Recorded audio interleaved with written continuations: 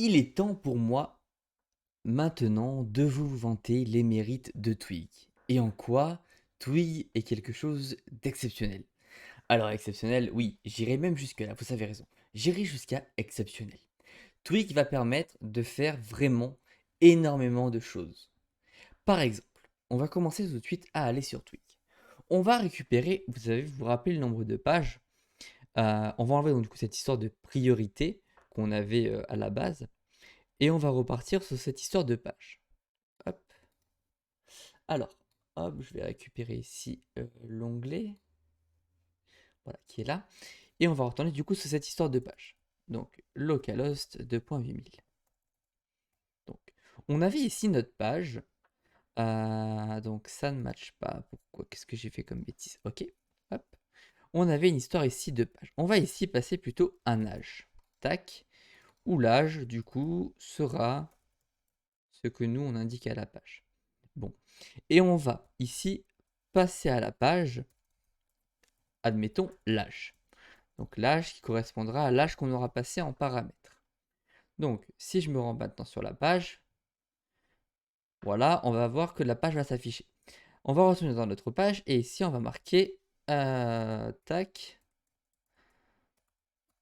votre âge est de double guillemets âge en. Ça vous vous rappelez. En fait, les doubles guillemets vont permettre d'afficher des valeurs. Vous avez vu ici un an. Mais il existe une autre type de chose. Par exemple, on peut faire guillemets pour cent et ici inscrire une condition. Par exemple, if, comme ceci, âge, on prend la variable, est supérieur ou égal à 18, pardon, à 18, et bien 18, voilà. Et on va marquer ici bien sûr end if pour indiquer à quel moment on ferme le if. On va pouvoir indiquer vous êtes une personne majeure. Maintenant, si je vais sur la page, ça m'indique rien. Si je tape 17 ans, ça m'indique rien. Si je tape, admettons, 18 ans, vous êtes une personne majeure. On peut également ajouter ici une autre condition qui est le hop hop else. Sinon, ici, vous n'êtes pas, hop, vous n'êtes pas une personne majeure, comme ceci. Hop, on va garder une chose correcte. Et ici, donc, si je rafraîchis ma page, on va toujours garder le vous êtes personne majeure. Si je descends en dessous des 18 ans, vous n'êtes plus une personne majeure. Voilà. Ça, c'est la première chose. Sachez qu'on peut faire des choses comme ça. Rappelez-vous qu'on pouvait euh, passer en paramètres, comme je vous l'avais montré, ici des PAF. Vous vous rappelez les PAF, hein, ici pour justement, tac, parce que c'est pas que dans les href, mais l'URL de l'accueil et on va l'afficher pour voir à quoi ça ressemble. PAF, app, contact. On va afficher contact. L'URL de contact et on va voir ce que ça indique exactement. On peut voir que ça indique seulement le lien sur lequel il faut qu'il redirige. Il n'indique pas le lien avec l'URL entier. Attention, ça c'est bien important à comprendre. En tout cas, voilà, ça on l'a vu.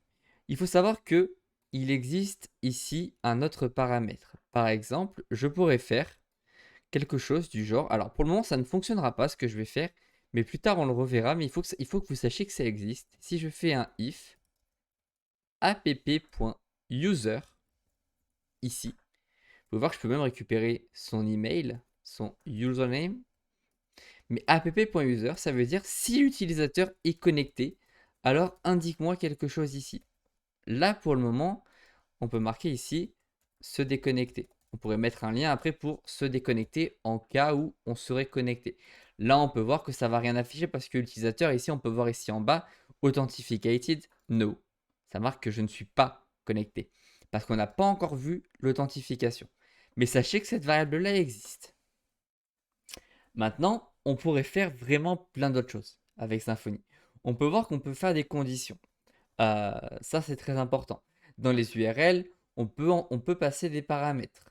On peut demander à également générer des URL, etc., etc. Maintenant, il existe aussi pas mal de choses. Par exemple, je voudrais repasser un nom. On va passer ici, hop, juste un name. Et en fonction, on va supprimer cette route-là qu'on ne peut plus utiliser. Et on va voir qu'il existe des paramètres sur les noms, enfin sur les mots par exemple. Name. Par exemple, ici, je passe. Alors, on va changer ici. Vous. Tac. Vous êtes, entre parenthèses, name. Tac, comme ceci. Si je fais ça, on peut voir. Bon, vous êtes 10, ça va marquer pour le coup. C'est un peu bête, mais si je mets Mathieu, ça me dit vous êtes Mathieu. Hop, pardon. Ça va me dire vous êtes Mathieu. Bon, jusque-là, pas de souci. Mais admettons que je voudrais mettre ça en majuscule. Eh bien, au lieu de le faire côté PHP, il existe, en faisant comme ça une barre, plein de paramètres qui nous permettent de faire plein de petites choses, comme vous le voyez ici. Et notamment, si on descend un peu plus bas, on a ici upper, qui revient à uppercase, vous savez, mise en majuscule. Ça veut dire que tout ce qui va être écrit derrière va être tout le temps en majuscule. Comme il existe d'ailleurs lower pour absolument tout mettre en minuscule. Il existe des choses sur les dates, on peut voir exactement plein de choses, length, date, etc. Il existe vraiment tout un tas de choses de ce côté-là. Ça, c'est des choses qui peuvent être super intéressantes euh, si on veut passer voilà, des paramètres, etc., etc. On pourrait passer par exemple une date, vous allez voir. Si ici je définis une date, date est égal à new datetime no. Je passe une date de maintenant, comme ceci. Et là, je vais lui passer la date. Tac, date. Si maintenant ici, je lui passe date de point et que je lui passe la date, regardez ce qui se passe. Si je fais ça, vous avez vu, il ne peut pas convertir la date time en string, ce qui est normal. Cependant, il existe ici un paramètre date qui permet de, ici, convertir notre date. Et si je fais ça, on a la date qui s'affiche. Et voilà. En fait, Twig va permettre de gérer les dates de façon avec des simples choses en fait assez flexibles, assez intelligentes. Par exemple, on pourrait mettre ici dans date des paramètres en mettant qu'on veut d'abord le jour, le mois, l'année, comme ceci, le mois, l'heure et la minute. Vous voyez ici si je fais ça. Et en faisant ça, on peut changer la valeur de la date. En fait, Twig nous propose des choses. Tous nous propose en fait de savoir en fait différentes choses, différentes valeurs, etc., etc. Maintenant, on pourrait passer d'autres paramètres. Il permet de passer des fonctions. Ce que je veux dire, c'est qu'il va nous permettre de gérer des variables très facilement. C'est ça surtout que je veux dire. Twig nous permet aussi de vérifier des variables qui sont nulles. Par exemple, on pourrait faire des conditions directes. Par exemple, vous avez vu tout à l'heure quand on a passé un âge. Alors, on va l'écrire à la main ici, l'âge. L'âge, on va mettre que c'est égal à 18. On va passer ici l'âge. Hop, l'âge. C'est égal à âge. Si ici, je veux dire, comme on a fait tout à l'heure, if âge supérieur à 18, bon, égal bien sûr, P, vous êtes majeur. Comme ceci. Là, ça met bien vous êtes majeur. Donc là, on est d'accord qu'il est majeur. On est d'accord que si on voulait faire après un else if, etc., enfin un else, ça serait un peu long. Âge n'existe pas, pourtant on lui a pas passé. Si, on lui a passé. Tac, tac, tac, tac, tac. pourquoi il ne me le détecte pas? Ah oui, parce que j'ai pas mis de if devant. Excusez-moi. Donc, là, il va me dire, bien sûr, bon, il va me dire parce que j'ai pas mis supérieur ou égal. Il va me dire, du coup, vous êtes majeur. Mais je pourrais faire un end if et mettre, vous êtes mineur, machin. Bon, on peut simplifier ça de ce qu'on appelle les conditions ternaires. Alors, comment ça se passe? On va directement faire de l'affichage. Et on va directement passer, en première chose, notre condition. Âge, supérieur ou égal à 18, pour l'interrogation. On se pose la question. Première réponse, c'est oui, vous êtes majeur. Deuxième réponse, avec les 2 points, c'est non, vous êtes mineur. C'est ce qu'on appelle des conditions ternaires. Et ça, sur Twig, ça fonctionne. Vous êtes majeur. Si je passe ici 16, on peut voir que j'ai bien un retour. Hop, pardon, c'est ici, qui me dit vous êtes mineur. Voilà. C'est la magie de Twig, parce que Twig fonctionne de façon superbe. Maintenant, on va pouvoir voir un truc, c'est qu'on va pouvoir traiter également des tableaux. Alors, on va créer un tableau de fruits et légumes. On va mettre des fruits. Bon. Hop, on va passer des fruits. Alors, on va pas en passer beaucoup, hein, vous inquiétez pas. Oula, tomate. Hop, on va passer pommes et poires. Ça suffira largement. Maintenant, ce que je vais faire, c'est que je vais passer ici mon tableau. Poires. Donc, mes fruits, je vais les passer. Hop, et je vais passer mes fruits. Donc, on va mettre ici. On peut savoir combien on a enregistré de fruits. Vous avez enregistré X fruits. Est-ce que c'est possible de récupérer ça en récupérant une liste derrière? Eh bien oui. Ici, on va simplement marquer ici fruits, qui est notre liste, avec ici pour rentrer une fonction length. Et en fait, qu'est-ce qu'il va nous faire celui-ci? Il va simplement nous compter le nombre de choses qu'il y a dans une liste, le nombre d'éléments qu'il y a dans une liste. Maintenant, ce qu'on veut, c'est pourquoi pas se dire, pourquoi pas faire une liste dans ce cas-là?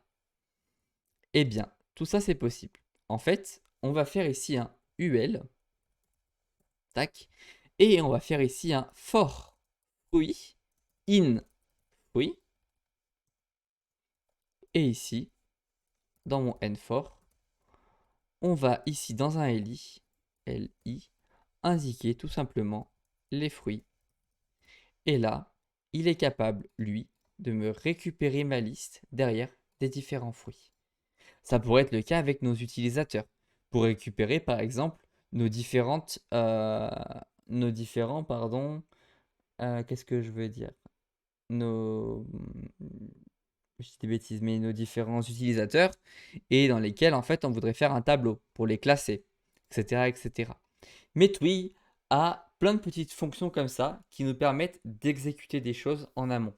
Et ça, c'est super intéressant et ça peut nous permettre de faire vraiment, vraiment plein de choses. Et depuis Twig. Donc voilà, il faut voir que Twig, c'est pas simplement un lecteur, hein. Il va nous permettre de faire vraiment plein de choses. Quand on aura, alors on va l'approfondir encore une fois, mais on va voir vraiment plein de choses.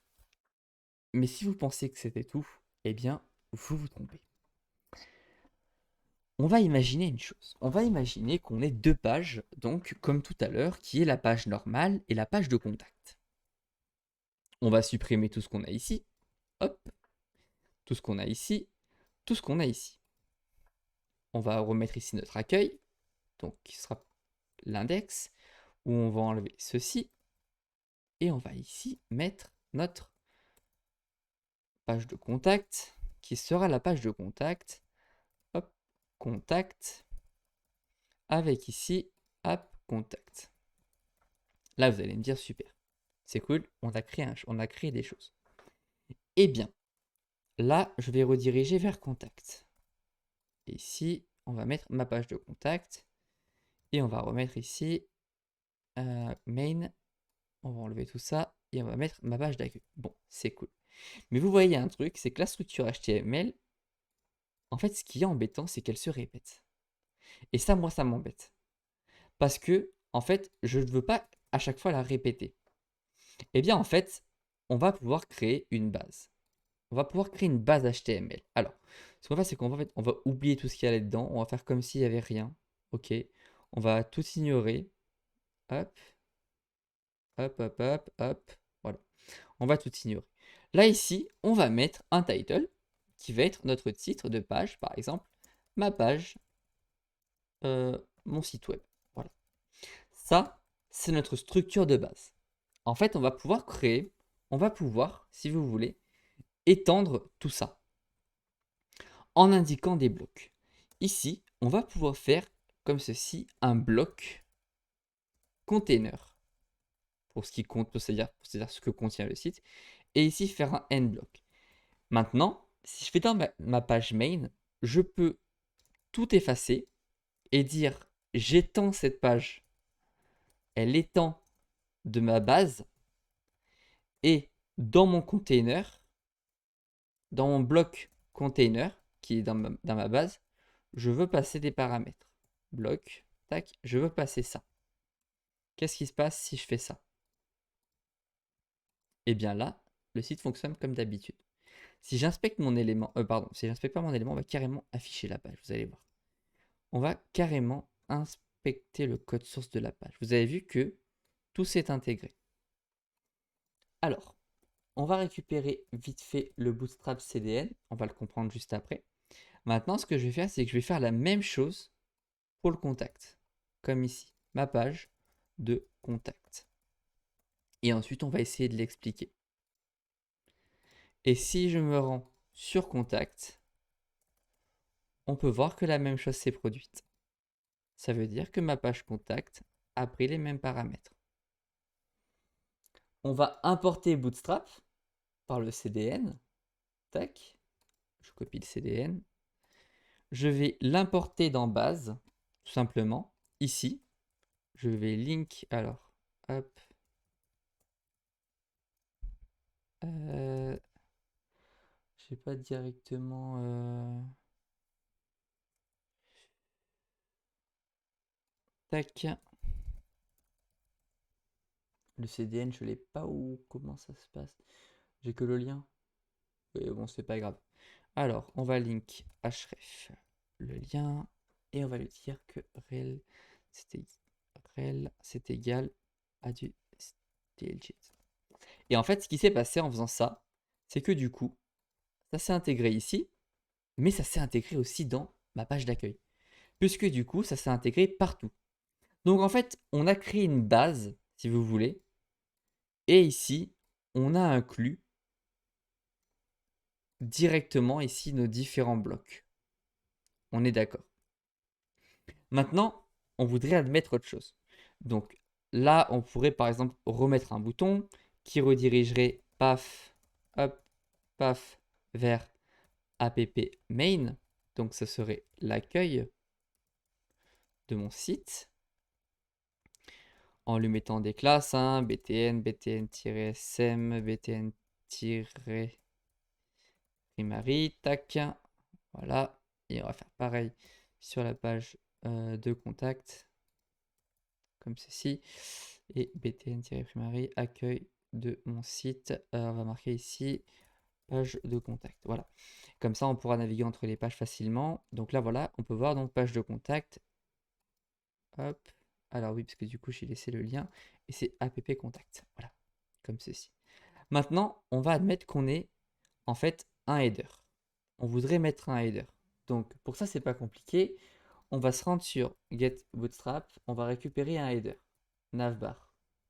Moi, je vais récupérer une navbar depuis Bootstrap. Hop, je vous le mets là, comme ça vous pouvez le voir. Donc, on va récupérer une petite navbar qui m'intéresse. Alors, celle-ci est trop compliquée hein, pour pas grand-chose. Juste un truc vraiment très simple. Voilà, celle-ci est très bien. Il n'y en a pas des dark. Sans pire, on la changera à nous. Mais ouais, navbar. Ok, bon, on va prendre celle-ci. On va prendre celle-ci, qui est très simple. On va la copier. Et en fait, on va créer un fichier qui va s'appeler, ici, par exemple, on peut mettre un dossier qui s'appelle include, donc tout ce qui va être inclus, et on va rajouter un fichier qui s'appelle, alors généralement on met un petit tiret devant, et on va l'appeler header.html.twig, comme ceci. Et là on va directement copier notre code. Et là on va marquer donc du coup Mathieu, parce que c'est mon nom, Mathieu Io, allez. Ici on va pouvoir indiquer accueil, comme ceci. Hop, on va supprimer les autres pages. Ici, on va mettre contact. J'ai dit que je la voulais en noir, donc ça va être navbar dark et bg-dark. Maintenant, vous allez me dire, je pourrais l'intégrer. Alors, oui, en soi, si je veux, je peux l'intégrer directement ici, avant mon bloc. Comme ça, je sais qu'elle sera lue. Vous voyez, c'est-à-dire que si je me rends sur mon site actuellement, je sais qu'elle est là-haut. Elle est lue. Là, il n'y a pas de souci. Elle fonctionnerait. Et moi, ce que je vais vous montrer, c'est autre chose. C'est pas l'extend, c'est un autre outil qui serait l'include. Ça veut dire que l'extend, en fait, va remplacer toute la page. Donc là, je vais mettre ça là. On va déjà comprendre. On va mettre ici, du coup, un hop, include de include header. Et ici, on peut voir que sur chacune des pages, la page ici, la barre s'est bien mise là-haut. Sur chacune des pages. Maintenant, faisons la différence entre le include et le extend. Extend, ça veut dire que la page va étendre du template que contient la page. Ça veut dire que d'abord, il va charger tout l'extend et ensuite, il va remplacer les blocs par des blocs définis. Par exemple, ici, dans mon bloc, on pourrait mettre contenu par défaut. Ça veut dire que si dans une page, j'oublie de mettre mon bloc container, j'ai pas de bloc container, par défaut, il chargera le contenu par défaut. On peut lui donner un contenu par défaut. Sinon, on chargera le contenu qu'on a approprié à la page. Et donc là, du coup, ma page d'accueil. On peut retirer ça. Ici, du coup, on peut mettre nos URL. Hein. Par exemple, path, ici de app main. Et ici, le path de app contact. Et maintenant, dans même mon contact, on peut ici retirer l'URL. Et si je me rends sur mon site, hop, on peut fermer ça. Si maintenant je me rends sur mon site, on peut voir que ma page, hop, est entièrement navigable entre les deux pages, comme ceci. Bon, là, elle est un petit peu trop collée sur le côté, mais ce n'est pas grave.